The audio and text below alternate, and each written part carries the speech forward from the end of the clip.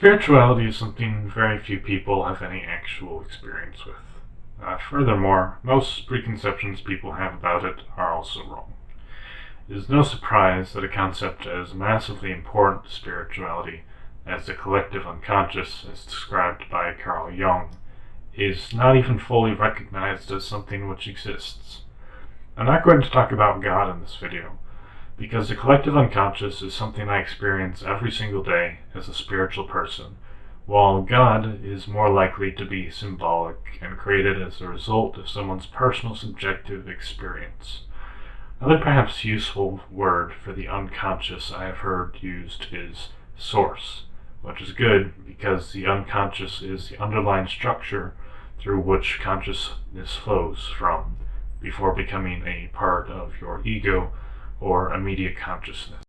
Most of the time, we are not even aware we have an unconscious, because altering it would take deep, concentrated effort over time. If the mind is like a small, fast-moving part, with little inertia that you can quickly reposition with ease, the unconscious is more like a glacier-like part that needs great force to be rerouted. So what I experience daily is that there is some kind of a psychic link between me and the collective unconscious. It's hard to explain, but it is like somewhere in my mind there are a bunch of moving parts that are not under my control. And there is a kind of spiritual connection between these parts and reality as it manifests itself. Like one example of this is when a new music album comes out. I'll sometimes feel I am aware of the creative space from which that came from, if I already had a personal connection to that band. And music is really important to me because they source from the spiritual to drive culture, I believe. I imagine some people who have experienced the same thing I do may have come up with the idea of the law of attraction, which is pretty popular, but I don't think they really intended to grasp the spiritual psychology of it, and more wanted to market something that sounds like a grand panacea for life's problems on a silver platter. Spiritual energy has to do with the connection between mind and matter, which is an inexorable one. Not just because the mind is matter, but because without matter, the mind has nothing to be used for. I believe from my own spiritual experiences that the origin of matter and the origin of mind are one, because there can be no force of will in an empty vacuum with no matter, and will is the most fundamental tenet of mind. It can be simply stated that your thoughts manifest in reality physically as some kind of flickering occurring in the brain, but the truth is thoughts change your entire body chemistry, and the world around you is designed to pick up on those changes within you for the benefit of its own perceptiveness. So in reality, thoughts are much more important than a few little flickers of electricity. Disclaimer, I do not advocate doing drugs. However, it is worth noting that people who do psychedelic drugs enter a supercharged state where they are extremely sensitive to the flow of thoughts and how they change reality, both in themselves and in the perception of others. It's not accurate to say that they can read minds, really. I don't believe such a thing is possible in the way that it's commonly imagined, but they are more capable of deriving insight from their experiences with others. And as we know from the game Bloodborne, too much insight makes you a madman. But knowing this, you can confirm that there is value in spirituality and the types of awareness it promotes. Spirituality has very little to do with religion. The only technical religious belief I have is in the law of karma, which motivates me to live in a way which is more harmonious with the environment, as well as doing what good I can. As a person with schizophrenia, my spirituality takes a much more prominent effect than most people would be able to experience. But really, anyone who understands that spirituality is already a part of your life and can be created on the foundation of things that you already do can, with enough time, develop great spiritual acuity. So really, when I talk about anything spiritual, I am referring to the primordial energetic processes that occur before your consciousness begins to create your sense of reality.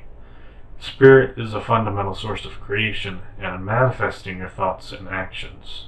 People often use meditation to connect with this deeper sense within oneself, but I don't actually recommend meditation as a practice unless you are actually enjoying it.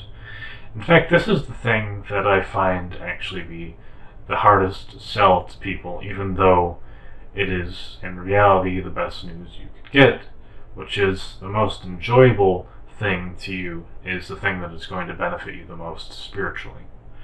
It's just a matter of setting your intentions on how the thing is going to affect the other parts of your life and tuning into your inner spiritual nature to understand how things are changing inside you. All these common practices, pranayama, yoga, meditation, they're meant to bring focus inward, but really it doesn't matter what activity you're doing, as long as you're doing just that, keeping focused on your inner self. So really, you don't need esoteric knowledge or special practices to develop spirituality, just the knowledge that your objective is to channel your focus, and furthermore, that there is a greater connection between mind and matter than we can fully comprehend. I find the more enjoyable thing to do is a practice of overcoming personally set challenges, which can be anything. It can be anything from bouncing a ball off a wall and catching it, to even, to quote Aesop Rock, laser tag. The more challenging it is, the more spiritually rewarding it is. And even if you don't see hallucinations, you can still experience energy flows between yourself, other people, and the environment. Though I find with other people that I feel more what they are trying to convey than what they actually embody. When you successfully do what I'm saying, you may experience yourself feeling like your energy/inner will is growing in size and strength. For me, that energy is the crux of spirituality.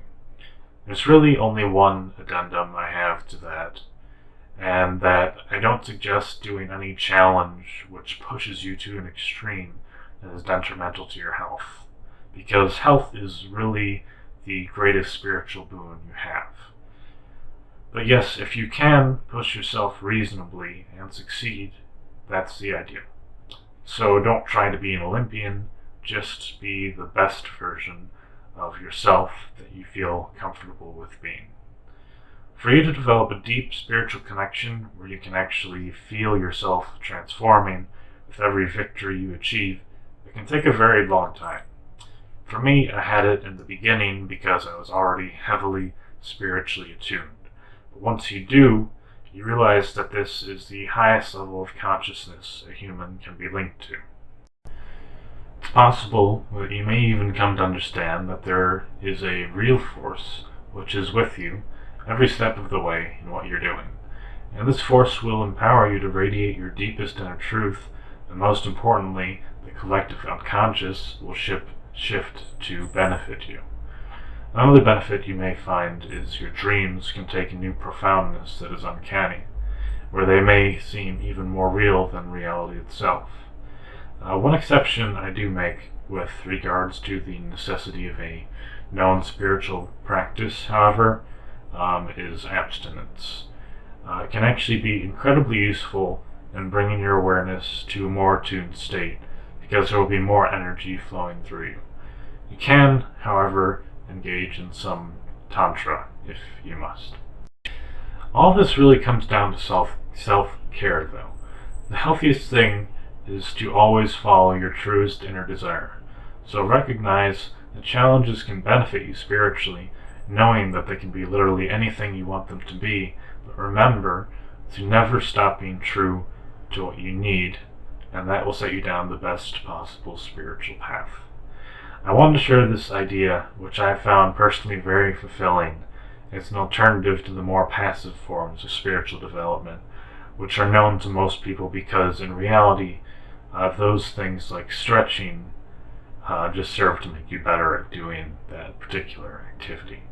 But people should understand that spirituality is about intentions and dedication more than doing any particular regiment. And this all sounds very simple, but once you set your intentionality focused and really get into the mindset of overcoming difficulty in whatever challenges you set for yourself, it can get really intense, and you may feel like you need those victories to feel like holy yourself, because when you pledge your intentionality, it's like making a bet.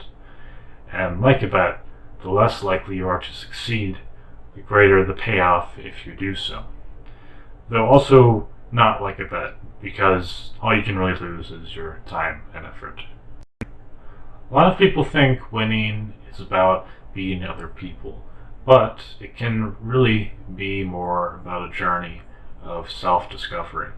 So find it within yourself to pursue whatever thing you feel a strong connection to, and use it as a medium to hone your own inner willpower.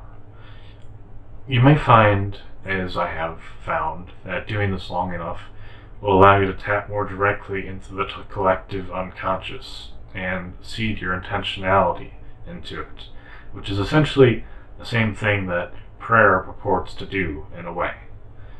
When you do this, you can alter the nature of Source itself just a little bit. It's hard to explain, but it's like something in the air shifts. I like to think of myself as something like the concept of a light worker, because when I do this, I always pledge my intentions towards bringing the world to a place where it may be able to accept my ideas, which may benefit the world, and also that the world in general will become a more peaceful and selfless place. It may sound weird to do, doing completely unrelated things to make the world a better place, but this is what many religions do actually make claims towards. And when you understand where evil comes from at a spiritual level, it's not the most preposterous thing. And I have myself experienced tremendous repeated anecdotal evidence in my immediate environment that suggests the tide of things can really change. What you're doing is like amplifying your will and offering it to the intangible. I'll talk about that more in my schizoaffective disorder video, but the reality is that things you experience spiritually are symptomatic of things that exist in the world, because all things are connected. So to the degree you can influence the spiritual, you can influence the world, because the spiritual is pertinent to every thought and action as it unfolds in the world. I really do believe that willpower, when channeled, has the ability to influence things in ways we don't comprehend yet. And while I don't believe that dramatic, tangible shifts are really possible, the collective unconscious is definitely a real thing that you can develop a spiritual relationship to, as I have. Anyway, that's my video. I hope you find that some of these ideas may be helpful in your life. Thanks.